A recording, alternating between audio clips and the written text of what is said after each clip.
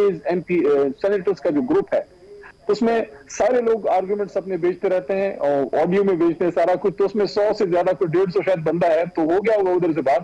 لیکن میرے خیال میں اب ہمیں یہ احتیاط کرنی ہوگی کہ ہم واٹس ایپ گروپس میں بھی آڈیوز جو ہیں یا تو کریں نہیں، اور کریں تو بہت محتاط ہو کے کریں. وہیں سے کوئی چیز جو ہے آؤٹ ہوتی ہے.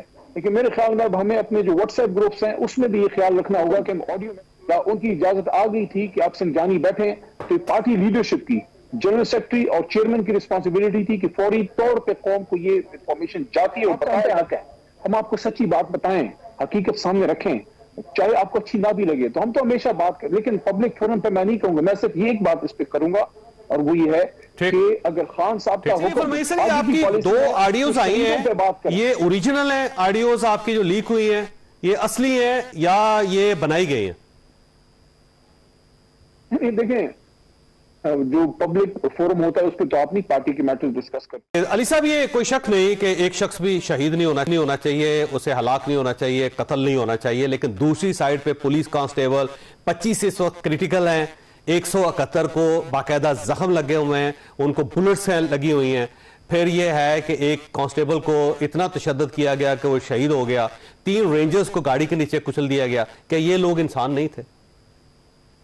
صاحب کیوں نہیں، ہمارے بھائی ہمارے بیٹے ہیں. پولیٹیکل کمیٹی میں نے پرسوں کچھ شاید میٹنگ ہوئی تھی، کل تو میرے خیال میں نہیں ہوئی، میں نے یہ تجویز دی ہے کہ ہم جو رینجرز ہیں، جو پولیس والے ہیں جو شہید ہوئے ہیں، فوت ہوئے ہیں، ان کی دعا پہ بھی ہم جائیں گے، ہمیں جانا چاہیے اور ہم ہمیشہ جاتے رہیں. تحریک انصاف سے زیادہ کوئی بھی اپنے شہیدوں کو سیلیبریٹ نہیں کرتا. اور یہ تو فیکٹ ہے کہ یہ جو رینجرز ہیں وہ تو پی ٹی آئی ریلیٹڈ کسی شخص کی گاڑی کے نیچے نہیں کچلے گئے تھے. وہ تو کوئی شخص ہے، میں نام نہیں لینا چاہتا، لیکن وہ تو کسی ریٹائرڈ بیوروکریٹ کے شاید بیٹے ہیں اور کسی بڑے سیاستدان کے رشتہ دار ہیں، ہمارے سے کوئی تعلق نہیں. لیکن سر وہ گرفتار ہوا ہے بندہ، وہ گرفتار ہوا ہے اور وہ ساتھ تھا یہاں، اسی جو احتجاج تھا اس میں سے نکلی سی گاڑی. چوہدری صاحب دیکھیں، جس نے غلط کیا ہے تو غلط کیا ہے. اگر کسی نے احتجاجی کو شہید کیا ہے تو اس نے قتل کیا ہے. اگر کسی نے رینجر کو جان کے مارا ہے یا جس بھی وجہ سے مارا ہے وہ بھی قتل ظلم عظیم ہے، قتل ہے، وہ بھی ہمارا ہی شہید ہے. اس میں کوئی کنفیوژن نہیں ہونی چاہیے، نہ اس میں کوئی آرگیومنٹ ہے. جتنا ہم اپنے جماعت کے لوگ جو فوت ہوئے ہیں، جو شہید ہیں، ان کی دعا پہ جاتے ہیں اور جائیں گے، اتنا ہی ہم اپنے پولیس اور اپنے رینجرز کے پاس بھی جائیں گے. وہ کس کے، کوئی ہندوستان کے تو نہیں ہے. یہ تو مسئلہ ہی خراب ادھر سے ہوا ہے کہ بہت اچھی بات. جی بہت اچھی بات ہے. اور آپ جیسی سوچ اگر ہو نا پولیٹیکل ورکرز میں، یقین کریں کہ اس قسم کے دھرنوں کی ضرورت ہی نہ پڑے، نہ گولی چلے، نہ شیلنگ ہو، نہ لاٹھی چارج ہو. لیکن آپ اپنی پارٹی کو سمجھائیں کہ یہ طریقہ ہے کہ آپ نے درمیان کا راستہ نکالنا ہے، اسٹیٹ کے ساتھ چلنا ہے آپ نے. کیونکہ صاحب دیکھیے، ہمارا بڑا ہی اصولی موقف ہے. میں سمجھتا ہوں کہ پاکستان کو آگے لے جانے کے لیے آپ کو سب سے بات کرنی پڑے گی، مسائل کا حل گفتگو میں ہے. اور اسی وجہ سے پاکستان تحریک انصاف کی ٹاپ لیڈرشپ اپنی پولیٹیکل کمیٹی کے حکم پہ 22 تاریخ کو دھرنے سے، احتجاج سے 2 دن پہلے گئی. کیوں نہیں ملنے دیا گیا، میرا یہ سوال ہے. ہم یہ کہتے ہیں نا کہ گولی کیوں چلائی، تو یہ بھی میرا دوسرا ساتھ سوال ہے، کیوں نہیں ملنے دیا گیا؟ کیا آپ کو پتہ نہیں تھا جو ذمہ دار لوگ ہیں کہ یہ ٹاپ لیڈرشپ کیوں آئی تھی؟ اور اس سے پہلے بھی ایک اور بات، جب اسد قیصر صاحب، عمر ایوب صاحب، شبیر فراز صاحب اور ہمارے اور لیڈرشپ کچھ دن پہلے آئے تھے، آپ کو یاد ہوگا ان کو حراست میں لیا گیا. وہ بھی اسی مقصد کے لیے آئے تھے کہ اس احتجاج کے حوالے سے خان صاحب کو اپنا موقف دیں، لیکن ان کو بھی نہیں ملنے دیا. کیوں اس ملک میں کوئی چاہتا کہ تصادم ہو؟ عمران خان صاحب نے تو ڈائیلاگ کے لیے اوپن تھے. عمران خان صاحب نے تو کہا تھا کہ بات کریں. عمران خان صاحب نے تو کہا تھا کہ سنجانی بیٹھیں.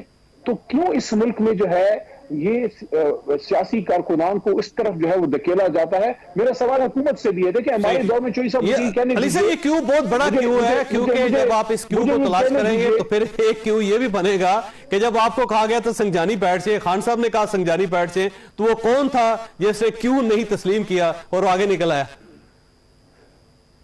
صاحب وہ تو پارٹی کے انٹرنل میٹرز ہیں. میں تو کبھی پارٹی کے انٹرنل میٹرز کو پبلک فورم پہ میں ڈسکس نہیں کرتا. اندر اپنی بھرپور موقف میں رکھتا ہوں اور میں سب کے سامنے بات کرتا ہوں، چاہے اس کے مجھے کنسیکوینسز جو بھی پے کرنے پڑے. میں نے ہمیشہ عمران خان صاحب کے سامنے بھی بات کی ہے، بلکہ میں نے پچھلے دنوں، یہ 20 دن ہو گئے ہوں گے یا 19 دن ہو گئے ہوں گے، خان صاحب کو 15 نومبر سے میری آخری ملاقات ہوئی، اس سے پہلے شاید 12-13 کو ہوئی تھی.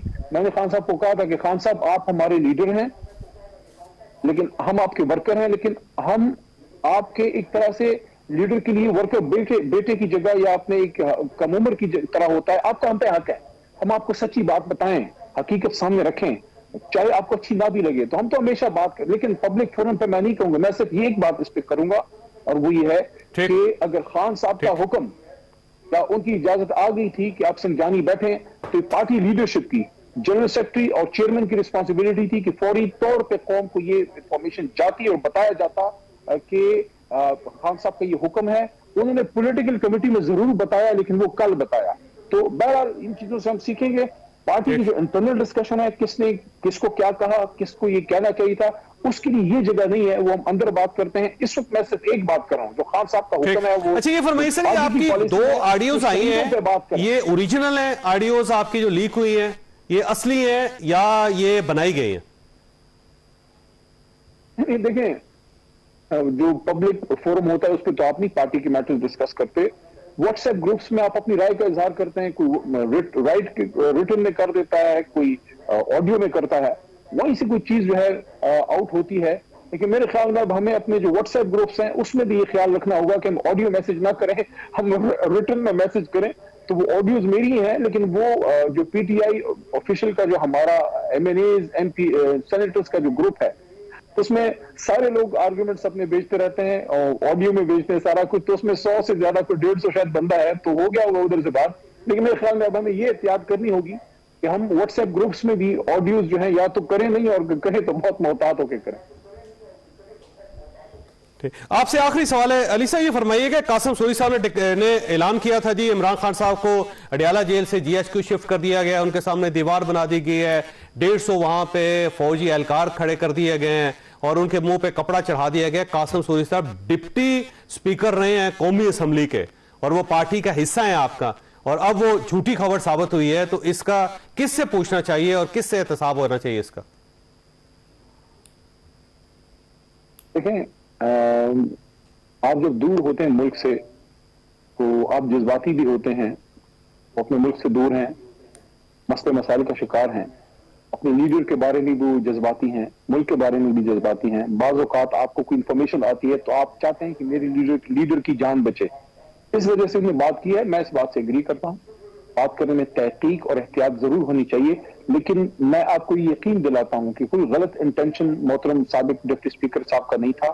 ان کا مقصد صرف یہ تھا کہ اگر کوئی ایسی بات ہے تو خان صاحب کی زندگی کی حفاظت کی جائے. باقی دیکھیں، وہ بیچارہ قربانی دے کے بیٹھا ہے، اپنے بچوں سمیت ملک سے دور بیٹھا ہے. لیکن نہیں، میں اتفاق نہیں کرتا علی صاحب آپ سے، کیونکہ قاسم سوری صاحب ڈپٹی اسپیکر رہے ہیں، وہ کہہ رہے ہیں کہ منہ پہ کپڑا چڑھا دیا گیا ہے. جی ایچ کیو انہوں نے کہا کہ وہاں لے گئے ہیں اور ان کو ایک ایسے سیل میں رکھا گیا جو چھوٹا ہے، اس کے سامنے دیوار بنا دی گئی ہے، اور پھر ساتھ وہاں پہ فوجی اہلکار 150 تعینات کر دیا کہ سیدھا الزام ہے، فوج کو بدنام کرنے کی کوشش ہے.